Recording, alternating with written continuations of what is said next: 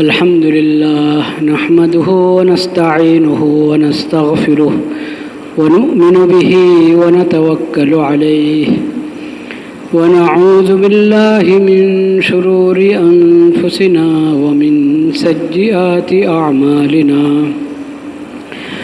من يهده الله فلا مضل له ومن يضلل فلا هادي له وأشهد أن لا إله إلا الله وحده لا شريك له وأشهد أن محمدًا عبده ورسوله اللهم صل على سيدنا ومولانا محمد النبي الأمي وعلى آله وصحبه وسلم تسليما أما بعد فأعوذ بالله من الشيطان الرجيم بسم الله الرحمن الرحيم قل تعالوا أتل ما حرم ربكم عليكم ألا تشركوا به شيئا وبالوالدين إحسانا ولا تقتلوا أولادكم من إملاق نحن نرزقكم وإياهم ولا تقربوا الفواحش ما ظهر منها وما بطن ولا تقتلوا النفس التي حرم الله إلا بالحق ذلكم وصاكم به لعلكم تعقلون ولا تقربوا مال اليتيم إلا بالتي هي أحسن حتى يبلغ أشده وأوفوا الكيل والميزان بالقسط لا نكلف نفسا إلا وسعها وإذا قلتم فاعدلوا ولو كان ذا قربى وبعهد الله أوفوا ذلكم وصاكم به لعلكم تذكرون وأن هذا صراطي مستقيما فاتبعوه ولا تتبعوا السبل فتفرق بكم عن سبيله ذلكم وصاكم به لعلكم تتقون صدق الله مولانا العظيم وصدق رسوله النبي الكريم ونحن على ذلك من الشاهدين والشاكرين والحمد لله رب العالمين কুরআন কারীমের 6 নম্বর সূরা সূরাতুল আনআম 6 নম্বর সূরা থেকে কয়েকটা আয়াত তেলাওয়াত করেছি 150 থেকে 151 থেকে 3টি আয়াত পড়েছি 153 নম্বর পর্যন্ত। এই আয়াতগুলোতে আল্লাহ রাব্বুল আলামিন আমাদের প্রতি কি হারাম করেছেন ওসব বিষয় থেকে 10টি বিষয় আল্লাহ তাআলা এখানে এই 3 আয়াতের মধ্যে ইরশাদ করেছেন। আল্লাহ রাব্বুল আলামিন বলেন, হে নবী, আপনি সবাইকে বলেন, তাআলাও, আসো তোমরা, আতলু মা হাররামা রাব্বুকুম আলাইকুম, তোমাদের রব তোমাদের উপর কি হারাম করেছেন আমি তোমাদেরকে পড়ে শোনাই, আল্লাহর কালাম থেকে তেলাওয়াত করে শোনাই, তোমরা আসো। আল্লাহ তুশরিকু বিহি শাইআ, আল্লাহর সবচেয়ে বড় নিষেধ, আল্লাহ যা হারাম করেছেন সবচেয়ে ভয়াবহ এবং সবচেয়ে কঠিন হারাম অপরাধ হলো আল্লাহর সঙ্গে শিরিক করা। আল্লাহর সঙ্গে কি করা? শিরিক করা। লা তুশরিকু বিহি শাইআ, আল্লাহর সঙ্গে কাউকে কোনো কিছুকে তোমরা শরিক করবে না। তাওহীদ, লা ইলাহা ইল্লাল্লাহ, আশহাদু আল লা ইলাহা ইল্লাল্লাহু ওয়াহদাহু লা শারীকা লাহু লা তুশরিকু বিহি শাইআ, আল্লাহর সঙ্গে কোনো কিছুকে কোনো কাউকে শরিক করবে না। মাবুদ একমাত্র আল্লাহ। অন্য কাউকে বা অন্য কোনো কিছুকে যদি মাবুদ মানা হয় তাহলে ইবাদতের মধ্যে আল্লাহর সঙ্গে শরিক করা হলো, এটা শিরিক।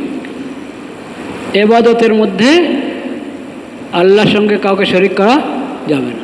শিরিক কাকে বলে এটা তো বুঝতে হবে না। শিরিক হলো যা কিছু আল্লাহর বৈশিষ্ট্য, সেই বৈশিষ্ট্য অন্যের জন্য সাব্যস্ত করা, এটা শিরিক। যেটা একমাত্র আল্লাহর হক, এটা অন্যের জন্য প্রয়োগ করা, এটা কি শিরিক। ইবাদত একমাত্র কার জন্য? আল্লাহর জন্য। তো অন্য কারো ইবাদত করলেই শিরিক। এটা হলো শিরকে আকবার, শিরকে জলি, সবচেয়ে বড় শিরিক, স্পষ্ট শিরিক। এই শিরিকের ঠিকানা জাহান্নাম। এই শিরিক এবং শিরিককারীর ঠিকানা কোথায়? জাহান্নাম। লা তুশরিকু বিহি শাইআ। এই জন্য আমরা সূরা ফাতিহাতে কি বলি? ইয়্যাকা না'বুদু, আল্লাহ আমরা একমাত্র আপনার ইবাদত করি।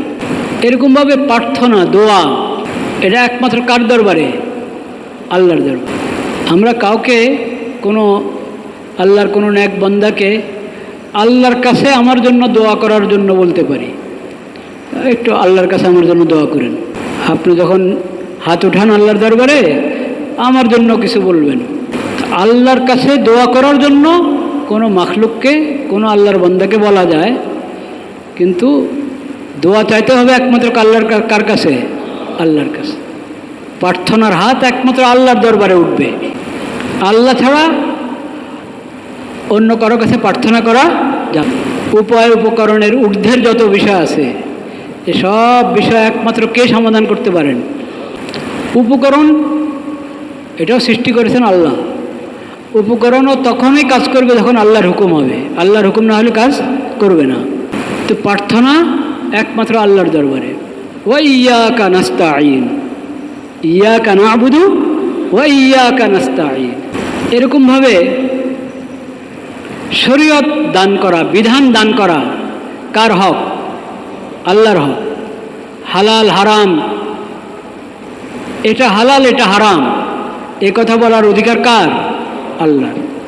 নবী সাল্লাল্লাহু আলাইহি ওয়াসাল্লাম আল্লাহর হুকুমে, আল্লাহ যেভাবে ওহী পাঠিয়েছেন ওইভাবে নবী করিম সাল্লাল্লাহু আলাইহি ওয়াসাল্লাম হালালকে হালাল ঘোষণা করেছেন, হারামকে হারাম ঘোষণা করেছেন।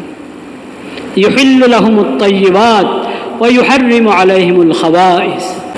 যা কিছু ভালো, যা কিছু পাক পবিত্র, ওটাকে হালাল ঘোষণা করেছেন, এবং যা কিছু নিকৃষ্ট, যত অপরাধ খারাপ, ওগুলোকে হারাম ঘোষণা করেছেন। কে?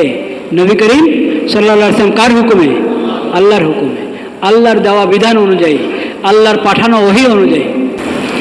এখন যদি হালাল হারামের ক্ষেত্রে অন্য কাউকে শরিক করা হয়, অমুক ইজম, অমুক সংস্থা, অমুক ব্যক্তি যেটা হালাল বলবে সেটা হালাম, যেটা হারাম বলবে সেটা হারাম, তাহলে এটা শিরিক হবে কি না? শিরিক হবে। হালাল হারাম কার হাতে? আল্লাহর হাতে। ওয়ালা তাসিফ ওয়ালা ওয়ালা ওয়ালা তাকুলু লিমা তাসিফু আলসিনাতুকুম হাদা হালালুন ওয়া হাদা হারাম।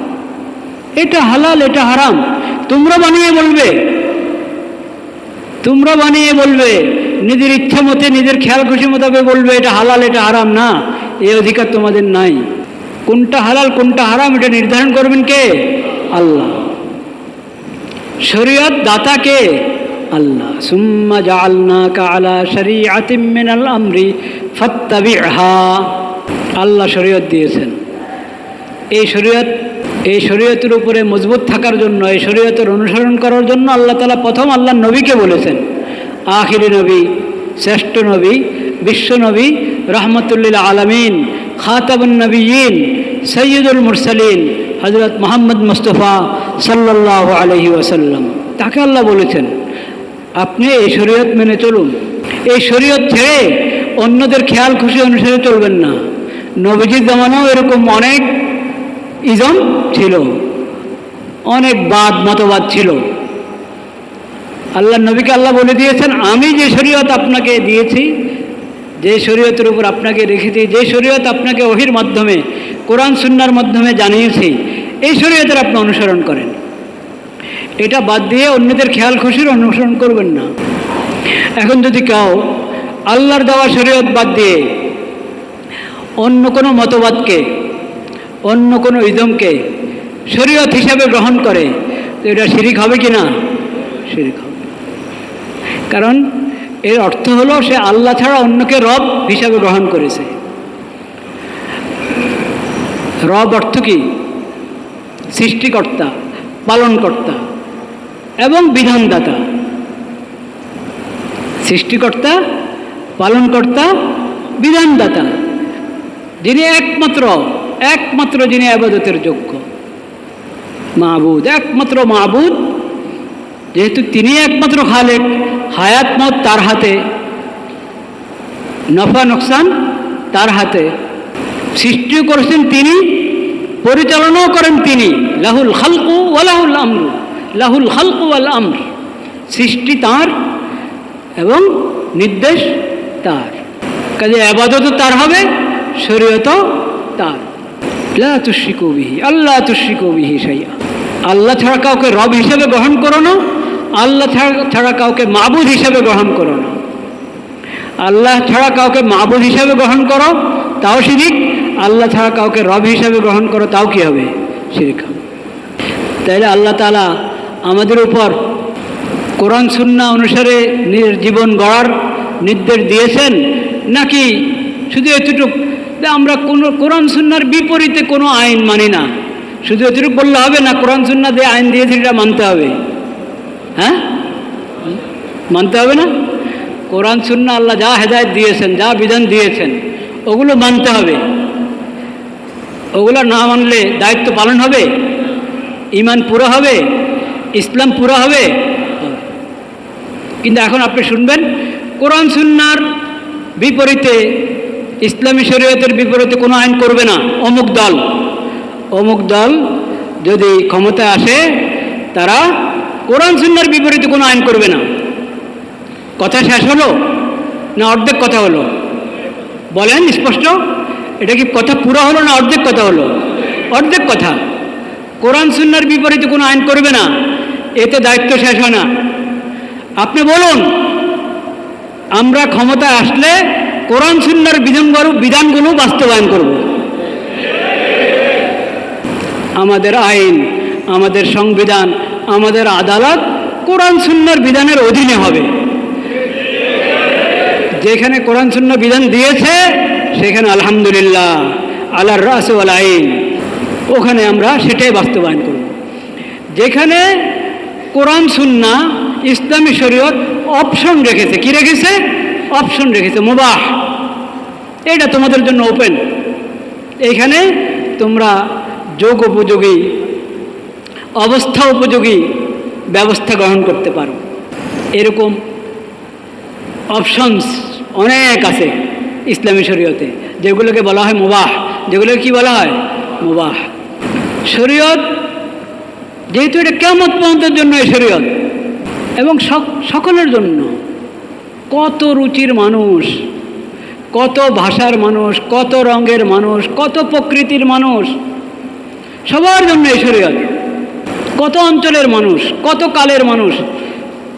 নবী করিম সাল্লাল্লাহু আলাইহি ওয়াসাল্লামের পরে 1450 বছর পার হয়ে গেল, আরও কত বছর বাকি সেটা আল্লাহ জানেন। তো সবার জন্য একই শরীয়ত আল্লাহ তাআলা দান করেছেন। এই জন্য আল্লাহ তাআলা শরীয়তকে অনেক সহজ সরল শরীয়ত দান করেছেন। ইজি, হালাতের যত পরিবর্তন হোক, অবস্থার যত পরিবর্তন হোক, মানুষের জন্য এই শরীয়ত কখনো কঠিন হবে না। বলেন আলহামদুলিল্লাহ। এজন্য এই শরীয়তের মধ্যে অপশন অনেক। মুবাহ, ফরজ আছে, হারাম আছে। হারাম বাস, এখানে হাত দিবা না, এটার থেকে দূরে থাকো। আল্লাহ ফরজ করেছেন, ফরজ লঙ্ঘন করবা না। হালাল হারামের এবং ফরজ এর যেই সীমা আল্লাহ নির্ধারণ করে দিয়েছেন, ওই সীমা লঙ্ঘন করো না, ওই সীমার ভিতরে থাকো। এর বাইরে তোমাদের জন্য অনেক ছাড় আছে। অনেক কি আছে? ছাড়। ওটাকে বলা হয়েছে মুবাহ, ওটাকে বলা হয়েছে আল আফু, আইন ফা ওয়াও। আফুন মানে হলো ছাড়। শরীয়তের বিধানের মধ্যে শত ছাড়। যেখানে আল্লাহ রসুল ছাড় দিয়েছেন, আল ইসলামী শরীয়তে ছাড় দেওয়া আছে, সেখানে নিজেদের মন মতে পরামর্শ করে যেটা যখন যেই এলাকায় যেই জমানায় যেটা উপযুক্ত সেটা করো। ওই ছাড় তো আছে, সেটার জন্য সংসদ, সেটার জন্য কি সংসদ। যেখানে আল্লাহ অপশন রেখে দিয়েছেন সেখানে আমাদের এই জমানায়, এই আমলে, এই পরিবেশে কোনটা হলে ভালো হয় সেটা আমরা মুশাওয়ারা করে ঠিক করব। এটা হলো সংসদের কাজ। যেখানে আল্লাহ তাআলা বিধান দিয়ে দিয়েছেন, হালাল হারামের ফরজ করে দিয়েছেন, এটা হারাম ঘোষণা করে দিয়েছেন, সেখানে সংসদের কাজ হলো ওটাকে প্রয়োগ করা, বাস্তবায়ন করা। ওটা নিয়ে ফিকির করবে, আচ্ছা আমরা কি করতে পারি দেখি। এরকম যদি চিন্তা করে যে শরীয়তটা বলছে, আমরা আমাদেরটা দেখি, তাহলে কি ওদের ঈমান আছে? কখনো ঈমান নেই। ৭০-এর যে নির্বাচন, আছেন তো মুরব্বীরা, কেউ থাকবেন না? ৭০-এর নির্বাচন দেখেছেন? থাকার তো কথা। ৭০-এর নির্বাচনের কথা মনে আছে? এরকম মানুষ থাকবে না? এই মসজিদে থাকবে কোনাকানিতে কাউ না কাউ আছেন। 1970-এর নির্বাচনের যে ইশতেহার, 1970-এর নির্বাচনের যে ইশতেহার, ওই ইশতেহারের মধ্যে লেখা ছিল কিনা কোরআন সুন্নাহ বিরোধী কোনো আইন হবে না? 1970-এর নির্বাচনী ইশতেহারে লেখা ছিল যে কি করবে না, কোরআন সুন্নাহর বিপরীত কোনো আইন হবে না।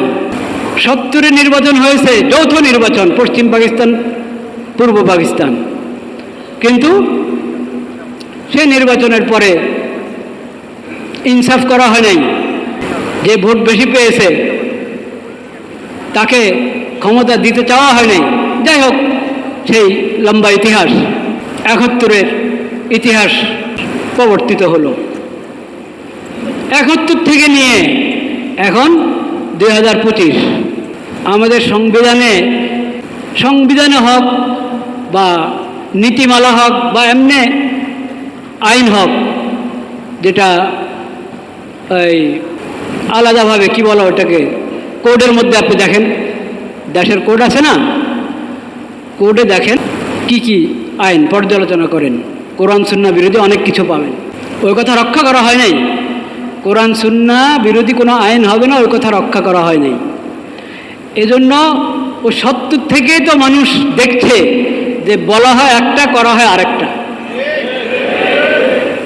তো কতদিন এই কথা বিশ্বাস করবে মানুষ?